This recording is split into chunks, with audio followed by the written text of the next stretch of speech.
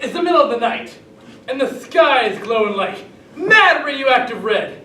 And if you can squint hard enough, you can maybe see the moon through a thick layer of cigarette smoke and airplane exhaust that covers the whole city like a mosquito net that won't let the angels in. Hi, I'm Nathan Haas. I give great hugs, and I'm going to be performing I Am Not Batman by Marco Ramirez. And up there, and then there's me, sitting atop an 87-story building. And up there, a place of gargoyles and broken clock towers that have stood still for maybe like 100 years. Up there is me. And I'm freaking Batman! And I got Batmobiles, and I got Batarangs, and freaking Batcaves like for real. And all it takes is a fire escape or a broom closet, and Danny's hand-me-down jeans are gone. And that blue polo shirt? The one that looks kind of good on me, but has a hole at the bottom near the butt from the time I got snagged on a chain link fence near a tourist house. But it's totally fine because I tuck it in and it looks all good. That blue polo shirt, it's gone too. And I get all transformational. And nobody takes out a belt and whips Batman for talking back or not talking back, or nobody calls Batman simple or stupid or skinny. And nobody fires Batman's brother from the Eastern Taxi Company because they were making cutbacks. Because all they got is respect. And not like afraid respect, but just regular respect. Because Batman doesn't want to hurt anyone. All Batman really wants to do is save people. And maybe pay a those bills one day. And become super mad red famous like for real. And get the Joker. Tonight, like most nights, I'm watching, I'm waiting, I'm all alone, like an eagle waiting. Yeah, like an eagle. I got my pointy ears on, and I got my cape flapping in the wind. And I got all this bulletproof stuff all up in my chest so no one can hurt me. And no one, I mean no one, is gonna come between Batman and justice. Somewhere in the city, there's a man in a janitor's uniform. A man stumbling home drunk after spending half of his paycheck on 40-ounce bottles of twist-off beers and the other half at a 4-hour visit at some lady's house with all the lights shut out by people who would rather do what they do in the city in the dark. And half a block away from the janitor man, there's a group of punks waiting to beat him for every cent he's got. And if they don't find a cent on him, which they won't, they're just going to beat him until the muscles in their arms start burning. Till there's no more teeth to crack out. They don't count on me. They don't count on no Dark Knight with a belly full of Vienna sausages and macaroni and cheese. No, because they'd rather believe I don't exist. But I do. From up here, I can hear everything.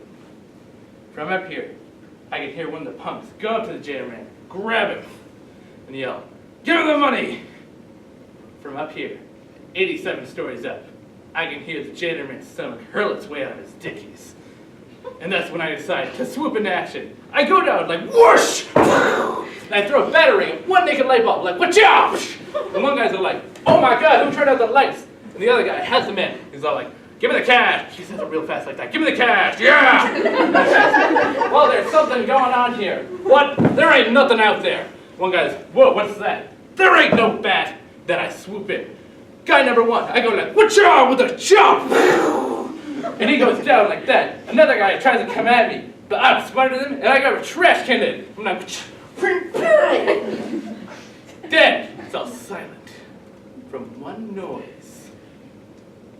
It's all silent. Punk number 3 is standing here. The gun pointed up, like he's about to blow a hole in the moon. Like he's about to shoot Jesus between the eyes. And I think for a second, I might lose. No, I do a tuck and roll, and I grab him at that jaw, and crack him at the back.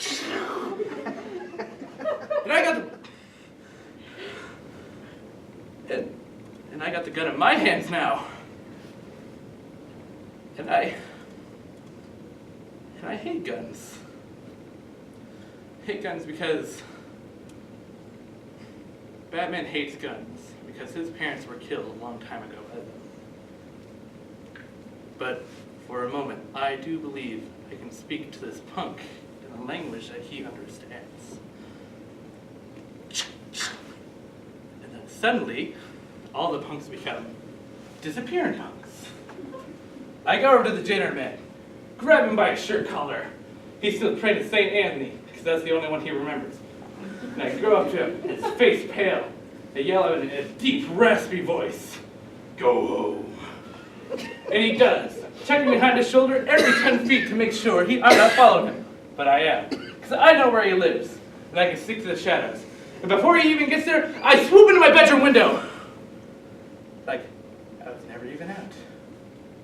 From up here in my bedroom, I hear him open the door. Hear him walk in, get a glass of cold water.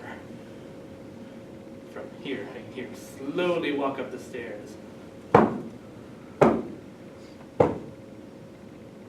he opens my door slowly, which he never does. And I look at him. What up, Dad? And for a minute, he sees me like he saw me that night. Like he remembered my pointy ears and my eyes glowing white. He says 2 words to me. "I'm sorry. Thank you."